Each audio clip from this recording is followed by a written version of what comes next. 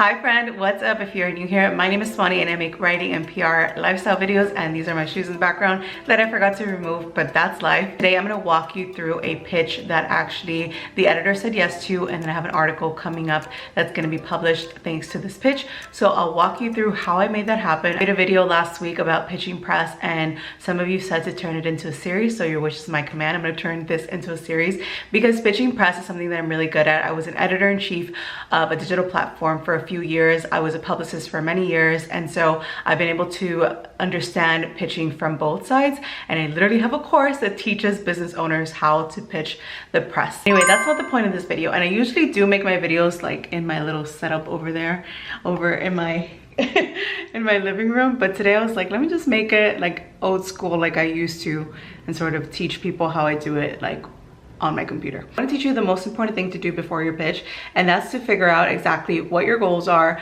what is the point of this pitch, and what you want the pitch to lead into. For example, I'm an author, I was an editor, I was a publicist, now I am a business owner. I teach people how to amplify their business, particularly through press. So I want to sort of shift my strategy and focus a little bit more on that messaging. And so I'm pitching stories that have to deal with that like not necessarily talking just about my course, but have to deal with like the lessons that I have learned along in my career and in my path. And that's also a lesson that my target customer is going to want to learn and want to know about, because they're going through that roadblock right now. And so I'm already stepped outside of that roadblock, so I can tell them, hey, like, this is what you have to do if this is your particular question, or if you are wondering about this part of the business. Particularly for this pitch, okay, let me just go through this. Actually, let me expand the screen. 1 second. I am keeping the editor's name anonymous just for like privacy reasons, and because I don't like to put people's information out there. I sent her 3 pitches. So one of them was, in hindsight, 9 mistakes I wish I'd avoided as a first-time author. As a first-time author, I made a fair share of rookie mistakes despite feeling confident in my efforts, from marketing missteps to timing errors in my book release, and even in my choice of publisher. There's much I wish I'd done differently. Now I'm eager to share these lessons with aspiring authors to help them navigate the publishing landscape with greater foresight. The second one was a 32-year-old guide to a capsule wardrobe that's not filled with neutrals. This is specifically because, and I'm going to talk about this one soon because that's the one that she picked. The reason I pitched this is because it's actually something that I'm going through. Like, I just feel like my style is no longer reflective of who I am.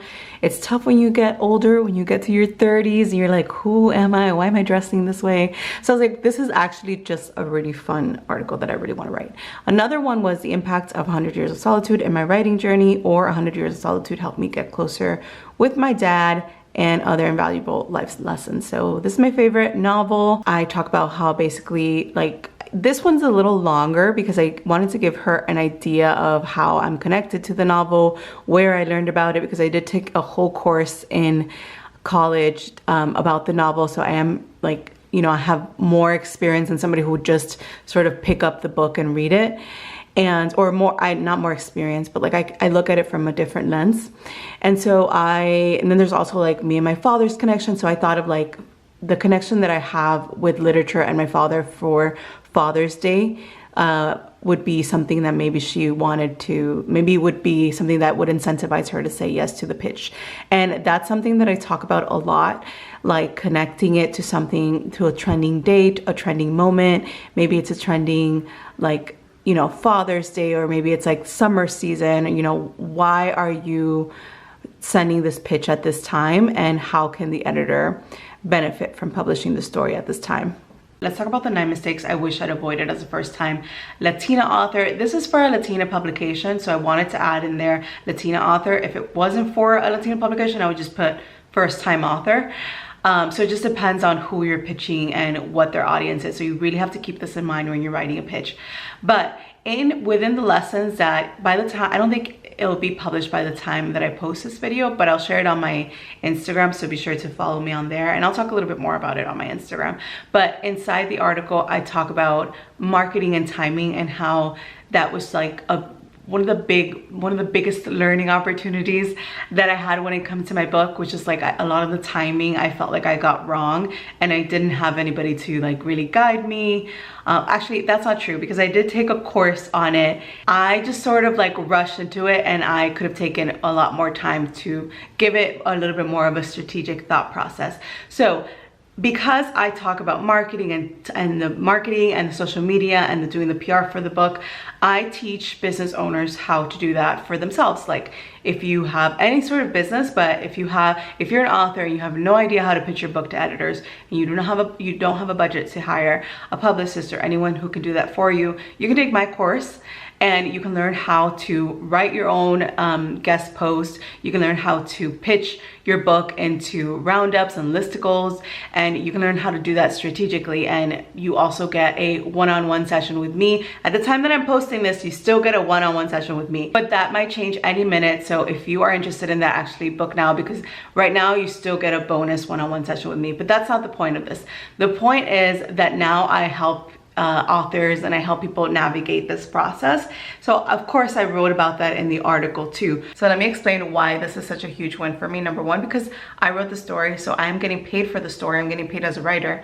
Number two is because I get to share things with people that I wish that I knew. It's like, I genuinely want people to know this information, and this is always going to be my target audience, because I want to write more books.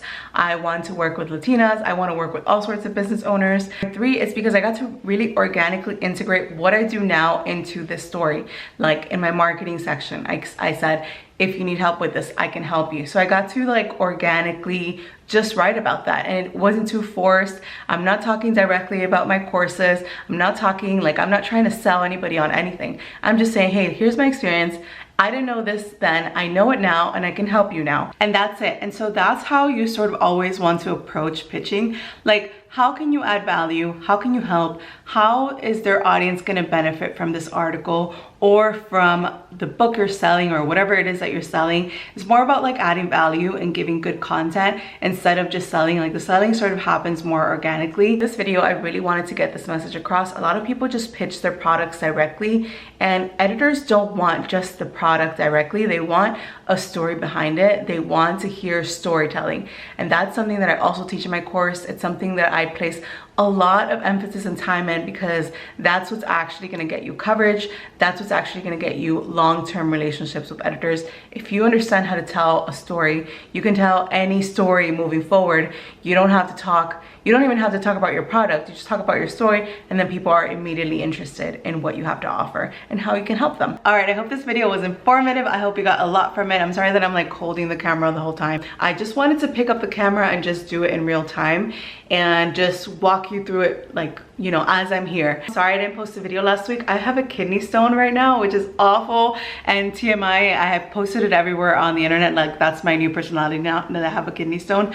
But I have a kidney stone, so it's been a rough like 2-3 weeks for me, and so I'm just trying to like catch up with life and like work when I'm actually not in pain. I'm not in pain now, which is good.